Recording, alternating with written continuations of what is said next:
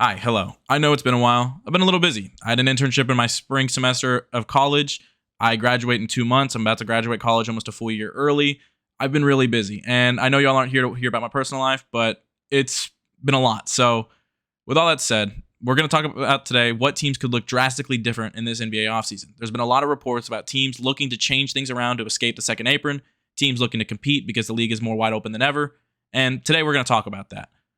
With all that said, I know y'all are probably going to wonder if you see this video and my next video that comes out, why the intros are the same, me explaining my personal life and all that. Well, I recorded that one first, and then the Pacers have not made the NBA Finals as I'm recording this video, so I haven't posted that one yet. But today we're going to talk about this and all the teams that could drastically change. With all that said, this is Son of a Sports. Let's get into the video. We're going to start off with the Phoenix Suns. I feel like this is a little obvious. Kevin Durant and Devin Booker feel like they're possibly on the move the past two offseasons. And every report you hear about KD is that there's like a 97% chance he's going to be on the move this offseason. And it makes sense. Phoenix failed to make even the play-in in a year where they went and made a lot of moves in the previous offseason, even though it felt like they couldn't make any.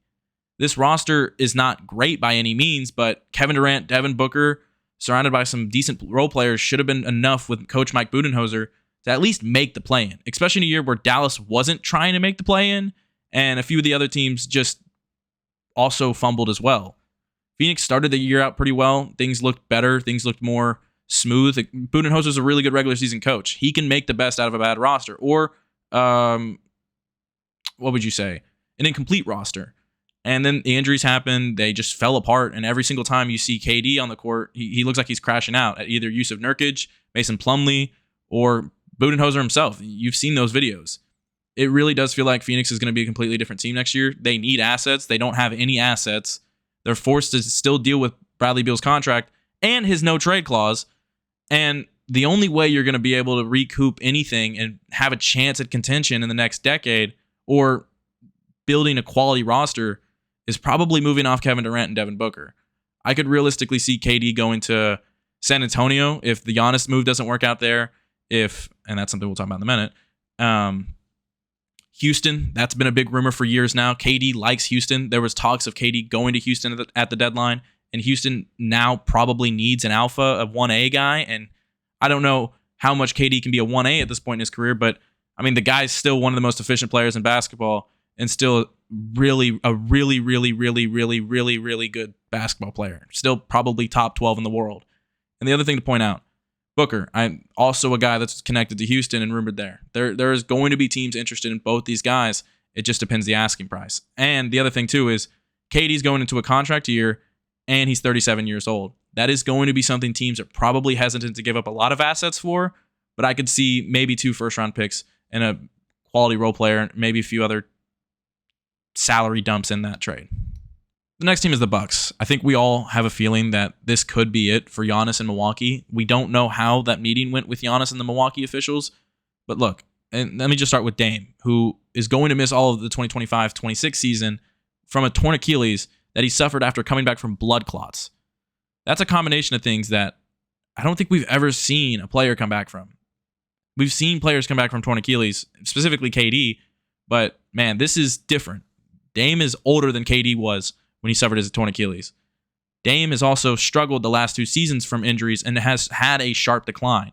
23-24 was more he was out of shape going into the year, and then this year was just the blood clot coming to him and just starting to see a real decline, even if he was in shape. The other thing to note is Milwaukee also just doesn't have the assets to really make any more compelling moves to make this roster competitive. They traded Middleton and their rookie AJ Johnson, I believe at first, I could be wrong about that, for Kyle Kuzma, who was absolutely garbage in that first round of the playoffs. Kuzma had a 0-0-0-0-0 game. He was supposed to be your second guy with Dame out, and he just was awful. He's not a winning player. And the rest of the roster just is not that competitive. Brook Lopez is like 37 years old and not the player he was even 2 years ago when they were the first seed in the East again. There's a feeling here that this is it. Like, if you're Milwaukee, what do? You keep forcing Giannis to be out there and play the rest of his career on a non-competitive team, or do you give him the opportunity to go play for a competitive team and get the assets to give yourself a chance in maybe a half a decade from now? because the assets are gone. They don't have assets, but they could get something realistic for Giannis, like the San Antonio package that everyone keeps throwing out there. San Antonio has a very realistic package for the second best player in the world with the second overall pick, a 14th overall pick, maybe Stephon Castle or Devin Vassell. I bet they don't trade both of them together. And Keldon Johnson, that's a competitive package. And maybe a few other assets because they have the Hawks picks. They still have their own picks going in the future. I mean, they didn't give up much to get Fox. And the only thing there is they have put out there that they would be fine with taking Dylan Harper and then pairing him up with Fox and Castle, which I don't really see that being the case. I don't really understand why you do that. Those are three guards that aren't three-point shooters by any means. Those are three guards that don't have a consistent shot. Fox is very, very good. Don't get me wrong, an all-star player, almost an all-NBA player. But the thing with Fox that takes away from his game is that he isn't a three-point shooter. Stephon Castle showed some three-point quality play in his rookie year, but that's not his bread and butter, and I don't know what his scoring ceiling is whatsoever. And Dylan Harper is not that type of player. Dylan Harper is an elite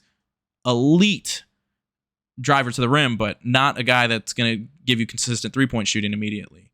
So San Antonio could go that route, but they could also have the most competitive package for Giannis in the entire association. There are going to be teams interested in the second best overall player in the world, but we don't know for sure. Okay, then there's Boston, who I think most people had a feeling, even before Tatum went down, Boston was going to make some moves this offseason because they are in the second apron right now. They're having new ownership coming in a few years, I believe. And I think most people felt like, okay, this is a 2-3 year window with this core, especially with a lot of guys being older. I think Tatum being down also changes a lot of things because in 26, you're not going to be that, or 25, 26, you're not going to be that competitive of a team, but you can still be a playoff team if you keep this roster together. I think they can still be a competitive playoff team. Maybe even go to the conference finals if things lined up properly. But I mean, would you really want to do that in a year where you don't have your best player? Do you really believe you can win a championship without him? I don't think so.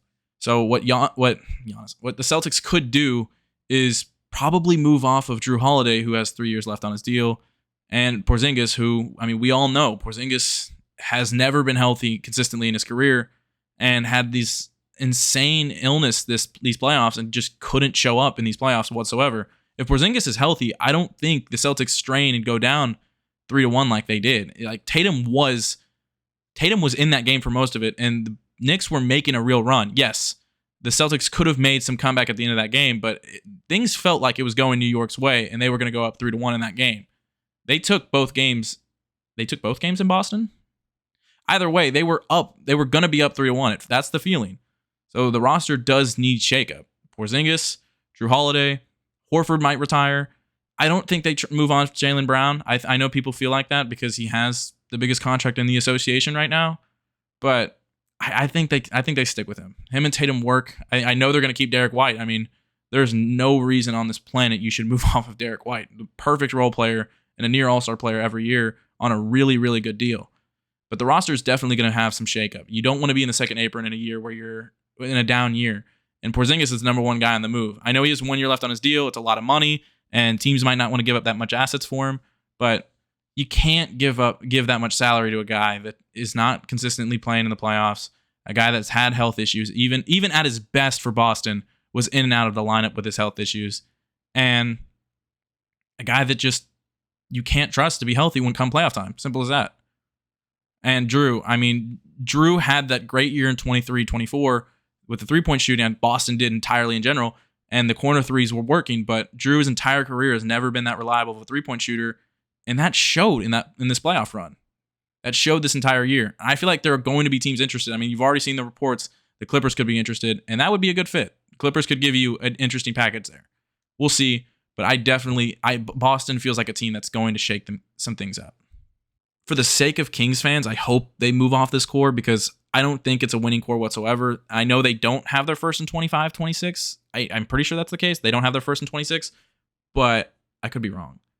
Either way, they didn't get that many assets in the DeRozan deal, or the Fox deal, and I don't think they're going to get that many assets for their three guys. I don't think a team's going to feel like they're a contender if they have LaVine or DeRozan or Sabonis on their team because all three of them have glaring weaknesses and make a lot of money to not just be role players. LaVine is a good scorer. He's a good three-point shooter. He's still athletic, but LaVine is an awful defender and not a very good playmaker whatsoever. DeRozan at 35 years old, he's still a good scorer. He's still a good mid-range guy. He can still cut to the rim pretty well, but he's 35 years old, so that part of his game is limited, and he's never been a three-point shooter. Teams would attack that about him in the playoffs. And Sabonis. I know a lot of people, I see a lot of people defend Sabonis and praise him in ways that I wouldn't, so I'm not going to dog on him too much and get that hate coming towards my way, but I don't necessarily view him as a championship center for the contract that he does have. With all that said, the Kings do need to make a move and commit to a rebuild because you're not winning if you have the Bulls' former core here, man. I'm sorry. I mean, the Bulls were not even making it as a real playoff seed with DeRozan and LaVine at the helm over the last few years, and they were having to play in the play-in every year. And I mean, we just saw them move off of them. The Bulls finally move off of them. The Bulls took forever to move off of them, and it pissed off Bulls fans all the time. And now that they finally did, I don't think the Kings are going to be any more successful in a more competitive Western Conference than that East was with the same core plus Sabonis instead of Vucevic. Before people get mad that I talk about Cleveland and all that, and they're like, well, they're first seed in the East and all that. I know. They got a new coach. They became the first seed in the East. They were one of the most historically dominant regular season teams of all time.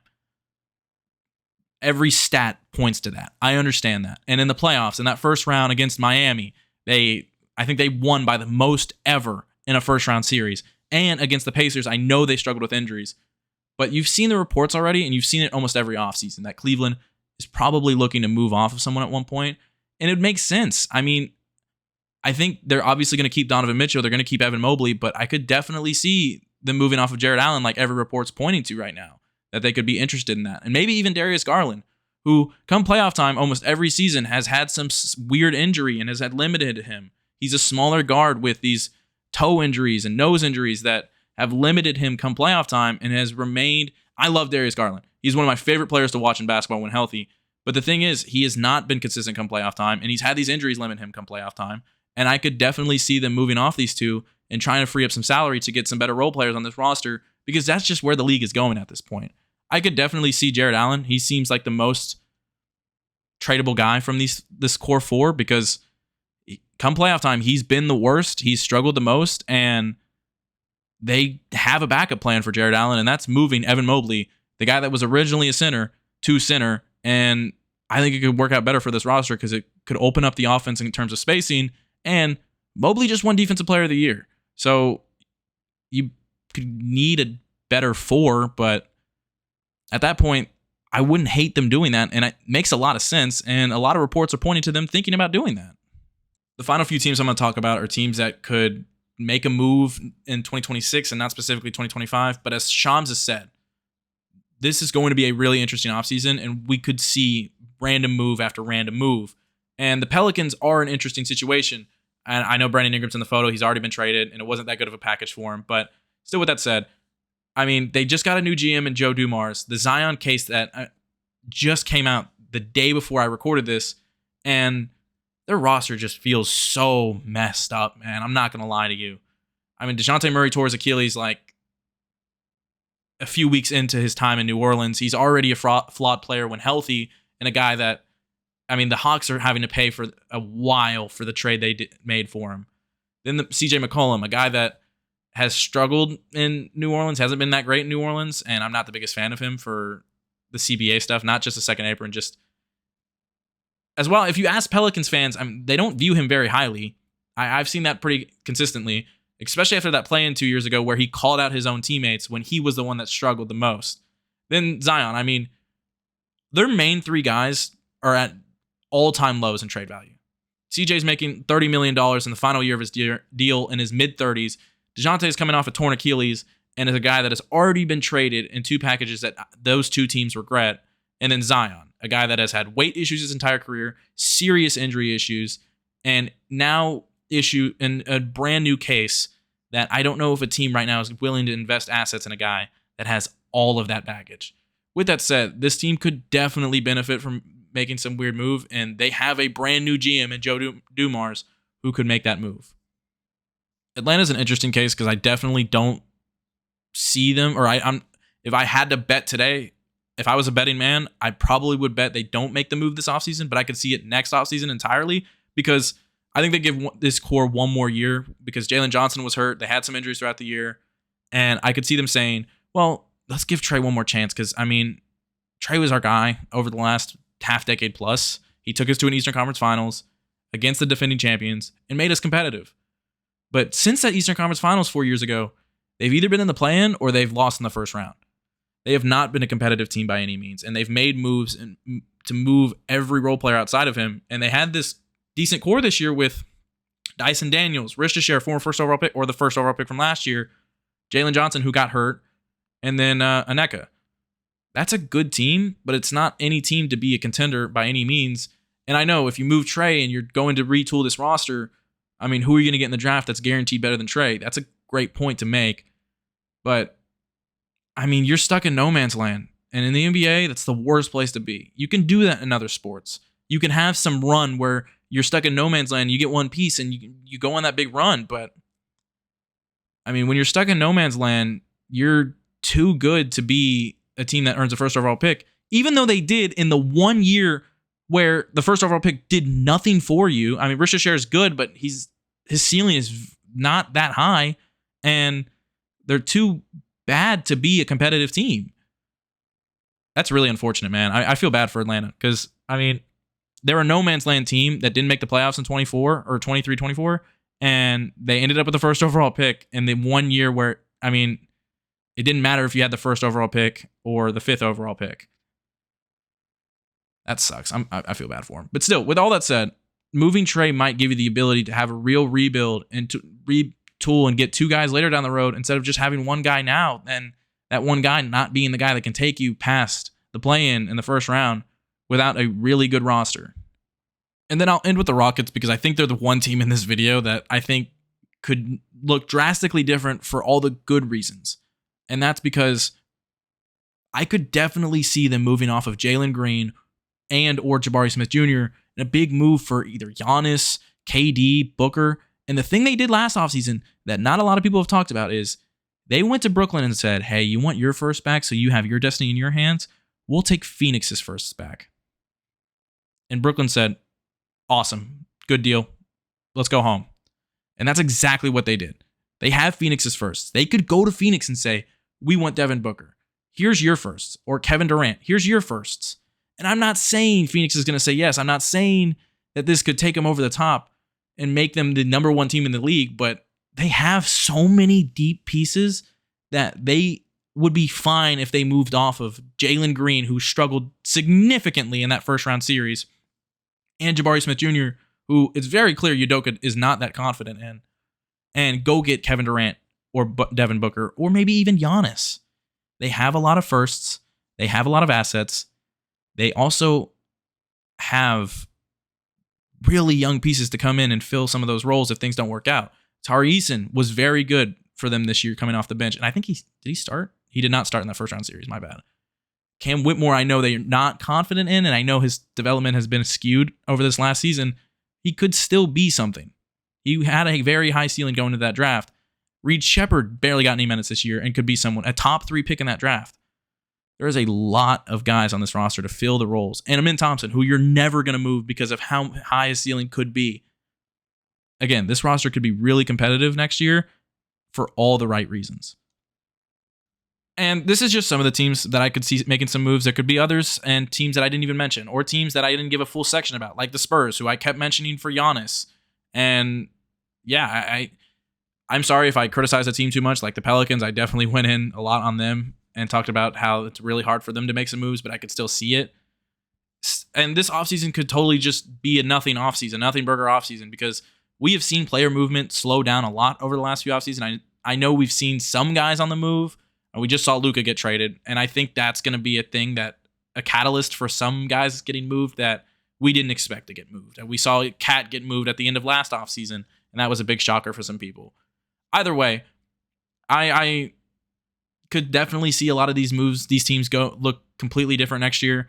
I could see a lot of them staying the complete same because we've seen a lot of teams just stay the same and try to dig deeper into their holes. and still I'm criticizing teams.